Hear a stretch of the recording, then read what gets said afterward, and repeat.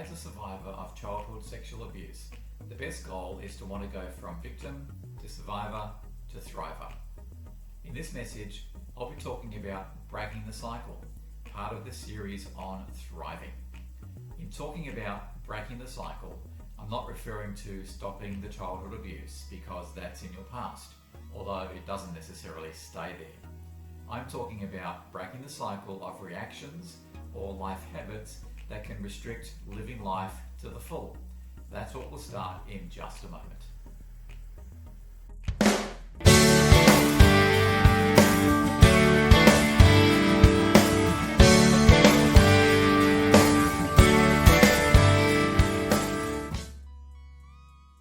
Hi, my name is Bruce. I'm a survivor of sexual abuse and I'm a Christian. You may not hear those two statements together all that often, especially from a male. And probably that's even rarer in church life, of which I've been in senior leadership roles for a couple of decades. So these messages are about bringing awareness, healing, and recovery to all victims of sexual abuse, but especially males. It's about going from victim to survivor to thriver. Now, I do wish to advise you of my disclaimer.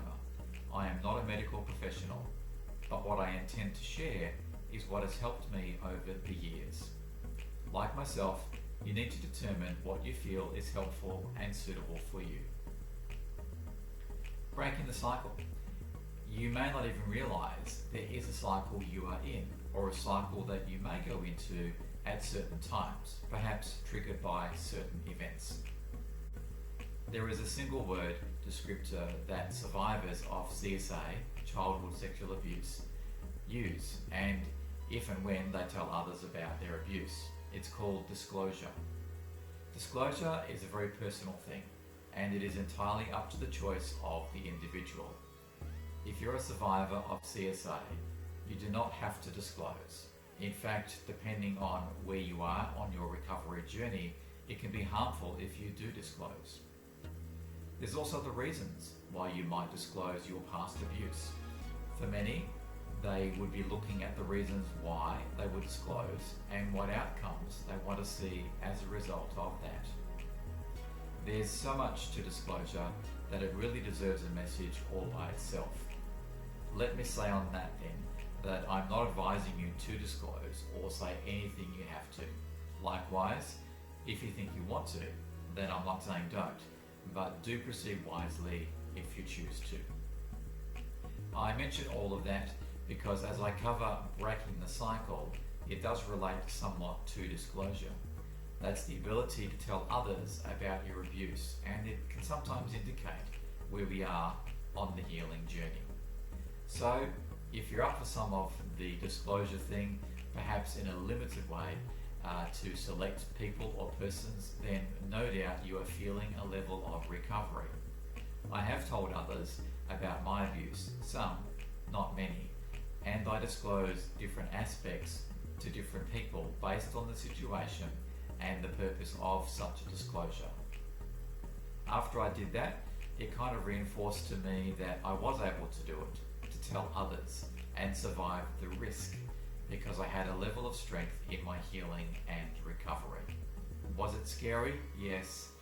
But part of my reason was to help others, break the cycle for others, and to break my own internal cycle of never letting out my shameful secret. Of course, I know there is no shame for me to keep, and there's no need for it to be a secret, but it still is mine. But that doesn't mean I have to tell everybody, and nor should I. Now, of course, not being able to tell others yet about our abuse may show there are depths to our pain not yet explored or processed sufficiently, and that's okay.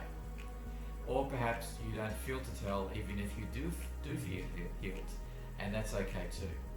It's going to be your way and your choice.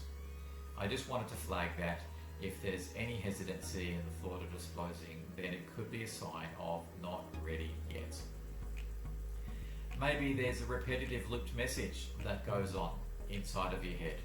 Some realise they've wrongly blamed themselves for the abuse. I've had that aha moment then, and I'm happy for you if that's the case also. It's another step in helping to break the cycle. Good on you. Misplaced anger.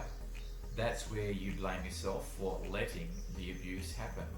Well, children are never at fault or to be blamed if they are victims of sexual assault. There should be no self-anger. That's misplaced anger. If you want to express anger, it should be about the abuse or the abuser. But of course, don't let that anger become another issue or problem. Surely you've had enough of those already, haven't you? Now, on this next point I am covering, it is from my personal experience and perspective.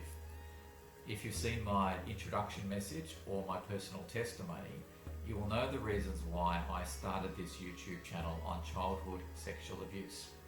It is to help break the cycle and to help past victims. I'm out here publicly for that reason, and yes, it does take courage. I've taken that risk and I do it for others. Great courage is required in exposing sexual abuse. It is a diabolical evil. It requires strength and unwavering commitment to expose it. And that's why I'm here, so that you can hear messages like this. Now, if you're ready, strength is gained each time you do tell your story when you talk to others. Many discover other victims in that sharing process. There can be mutual support and connections that can be a result of that. You may be surprised, I know I have. Here's some more lies that if you weren't aware of them, then that self-blame cycle can continue. They're things like, I deserved it. Well, no child deserves to be sexually abused, and it's in no way an acceptable form of punishment, no matter what a child may have done. They did it because I wanted it. That's a lie. Even if those words were said or actions of a child supposedly communicated that, an adult or older perpetrator knows better, and it's their duty of care to nurture children and not abuse them. They did it because I made them. That's a lie.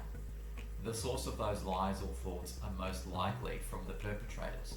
But even if they aren't, a child is not responsible for the actions or reactions of an abuser who has power over them. Now, if you're at this stage of your recovery, ask yourself this question. Do I say or think to myself, I'm this way because ... In responding to that self-question, your response could be, and that's that. I can't change. If that's the case, I think that's a bit sad. It closes the door on more recovery. If, however, your response to that self-question is yes, and I know that I understand that this is where it's come from, but that I will get better, then that's a pathway that leads to thriving. I really want to encourage you, if you still have that internal voice of saying, that's just the way I am, can I encourage you, can I ask you, can I challenge you, dare to think that maybe things could be different. Dare to think that maybe I could change. Dare to think that I could get better. Imagine if you could be just fractions away from experiencing a whole new life that you never thought was possible. Why don't you try? So I'm here and you're watching this because that's the decision that I have made for myself. And this actually does help me too, because it reminds me the truths that I've learned over the years. It shows me how far I've come, and it stirs me to keep on moving forwards. But a pathway like mine is not for everyone, and you don't have to speak out if you don't want to. You determine that for yourself. So that wraps up what I wanted to cover on breaking the cycle. Of course, there's so much more I could cover just on that, but I think it becomes a bit more personal and person-specific the deeper you go. So I pray that this creates that hunger, that appetite for you. I pray that you see more thriving in your life. Here's a Bible verse that I actually thought about referring to at the beginning of this message, but I thought, now that you've listened to me and I've laid out what an ongoing journey of thriving can look like, then I think it hopefully will speak even better to that process. This is from Luke chapter 4 and verse 18, which says, The Spirit of the Lord is on me, because he has anointed me to proclaim good news to the poor. He has sent me to proclaim freedom for the prisoners and recovery of sight for the blind, to set the oppressed free. So this is Jesus talking about himself as he reads this passage of scripture, and he read that in the synagogue to the rulers of the day. He's saying he's the one proclaiming the good news. He's the one proclaiming freedom for prisoners. Do you feel like you've been a prisoner of your past abuse? I know I have. He's saying he has come to set the oppressed free. If you've not experienced oppression linked to your abuse, then I'm glad that has not been the case for you. But for many, many survivors of childhood sexual abuse, they can relate to those feelings of having felt oppressed. Well, if you let him, Jesus is saying he can help with all of that. I know he's helped me. Well, like I often like to say in these series of messages, when you're ready, you may wish to move on to the next message in this thriving series where I cover being emotionally shut down. Thank you for joining me with this content. It's always my intention that this helps you or helps you to help others. In addition to this content, I wanted to make sure that you know I have an introduction clip and my personal testimony. I encourage you to hit the subscribe button and the bell icon so that when you are notified, there's additional content available and you'll know. Perhaps a little strange on a channel like this is the like button, but I'd ask you to press that if you have found the content helpful. I hope you join me again soon.